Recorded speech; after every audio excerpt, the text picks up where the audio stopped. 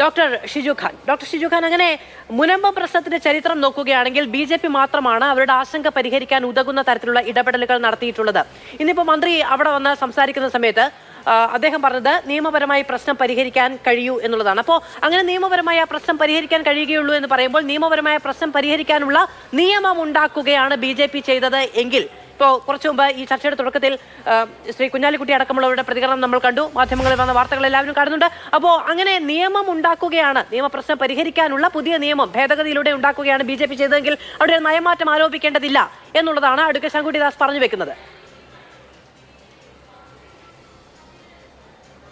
ഇവിടെ മുനമ്പം പ്രശ്നത്തിന് ശാശ്വത പരിഹാരമുണ്ടാക്കാനാണ് കേന്ദ്ര ഗവൺമെൻറ് നിയമം പാസാക്കിയത് എന്ന് കഴിഞ്ഞ കുറച്ച് ദിവസമായി പറഞ്ഞുകൊണ്ടിരുന്ന BJP നേതാക്കന്മാരുടെ മുഴുവൻ അഭിപ്രായങ്ങളും ഇന്ന് കിരൺ റിജിജുവിൻ്റെ പ്രതികരണത്തോടുകൂടി അതിൻ്റെ അർത്ഥരാഹിത്യം പുറത്തു വന്നിരിക്കുകയാണ്.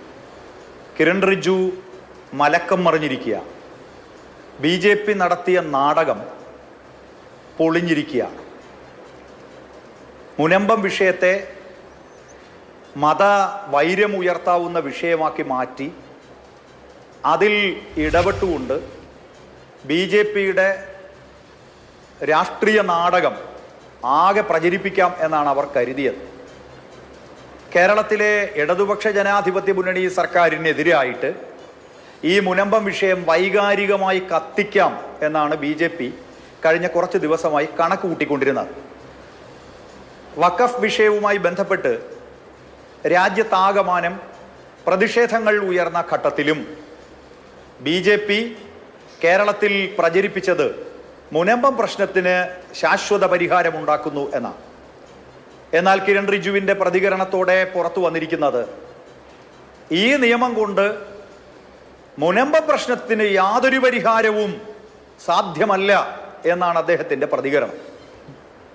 എന്ന് മാത്രമല്ല, ഇനിയും നിയമ പോരാട്ടം മുനമ്പത്തെ ജനങ്ങൾ നടത്തിയാലേ അവർക്ക് നീതി ലഭിക്കൂ എന്നും ഖണ്ഡിതമായി കിരൺ റിജിജു പറയുകയുണ്ടായി. ഇപ്പോൾ ശങ്കുറ്റിദാസ് പറയുന്നത് ഈ നിയമം ഇനി ഇതിൻ്റെ അടിസ്ഥാനത്തിൽ ചട്ടങ്ങൾ പുറത്തു വരും, ആ ചട്ടങ്ങളുടെ അടിസ്ഥാനത്തിൽ തങ്ങൾ സംസ്ഥാന ഗവൺമെന്റിന് നിർദ്ദേശം കൊടുക്കും, അങ്ങനെ നിർദ്ദേശം കൊടുക്കുമ്പോൾ മുനമ്പത്തെ പ്രശ്നങ്ങൾ പരിഹരിക്കപ്പെടും എന്നാണ്. ഇത്രയും ദിവസം ശങ്കുറ്റിദാസും BJPയും ഇതല്ല പറഞ്ഞുകൊണ്ടിരുന്നത്. ഈ നിയമം വരുന്നതോടുകൂടി മുനമ്പത്തെ പ്രശ്നങ്ങൾ തീരുന്നുവെന്നാണ്. വഖഫ് നിയമത്തിനെതിരായി രാജ്യത്ത് വികാരം ഉയർന്നു വന്നപ്പോൾ പിന്നീട് ഇതെല്ലാം മനസ്സിലാക്കിയ സാധാരണക്കാരായ ജനങ്ങൾ ഉൾപ്പെടെ, പ്രത്യേകിച്ചും പുരോഹിതരടക്കമുള്ളവർ ഈ വഖഫ് ബില്ലിനകത്തൊളിഞ്ഞിരിക്കുന്ന അജണ്ടകൾ കൃത്യമായി മനസ്സിലാക്കുകയുണ്ടായി. ഇന്ന് മുസ്ലിം ജനവിഭാഗത്തിനെതിരായി ഉയരുന്ന ഇപ്രകാരമുള്ള BJP ഗവൺമെന്റിന്റെ പ്രഹരം നാളെ ക്രിസ്ത്യൻ ജനവിഭാഗത്തിനെതിരായും ഉയരും എന്ന് സാധാരണക്കാരായ ആളുകൾ ഉൾപ്പെടെ മനസ്സിലാക്കി.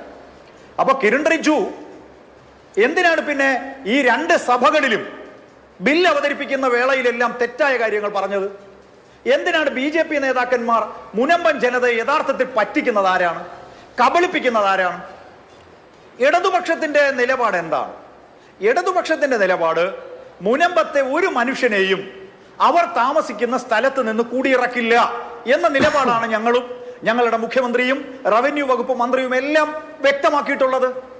അതിന്റെ അടിസ്ഥാനത്തിൽ അവിടെ ജീവിക്കുന്നവരുടെ പ്രശ്നങ്ങൾ പരിഹരിക്കുന്നതിന് വേണ്ടിയാണ് ഞങ്ങൾ ഒരു കമ്മീഷനെ നിയമിച്ചത്.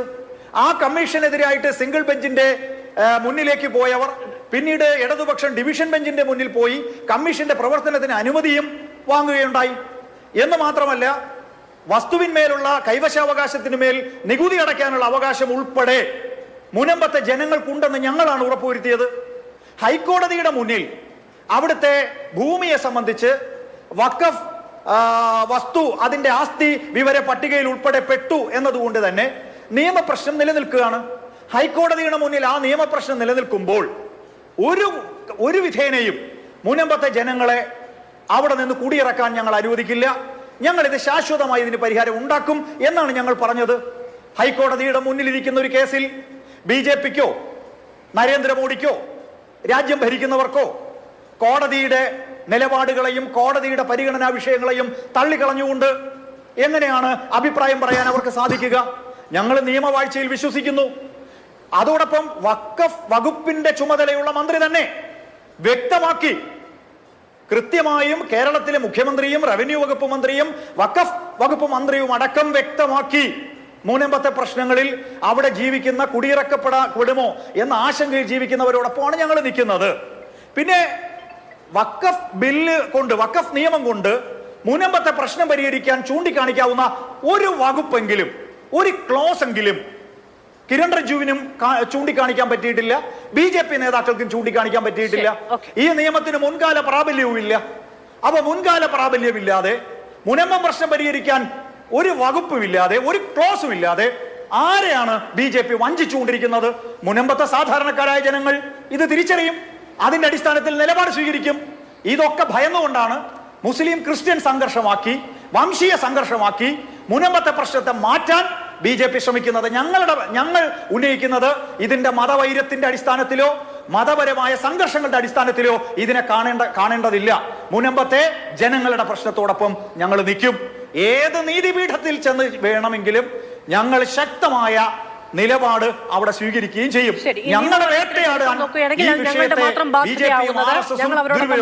കൊണ്ടാണ് എന്ന് BJP പ്രതിനിധി പറയുമ്പോൾ, ഏത് നിയമപീഠത്തിന്റെ ഏത് വഴിയിൽ പോയിട്ടാണെങ്കിലും അവരെ കുടിയിറക്കാതിരിക്കാനുള്ള നടപടി സ്വീകരിക്കുമെന്നുള്ള ഉറപ്പ് സർക്കാരിൻ്റെതാണ് എന്ന് വിശദീകരിക്കുകയാണ് ഡോക്ടർ ഷിജു ഖാനും. ഞാൻ രണ്ടുപേരിലേക്ക് വരാം.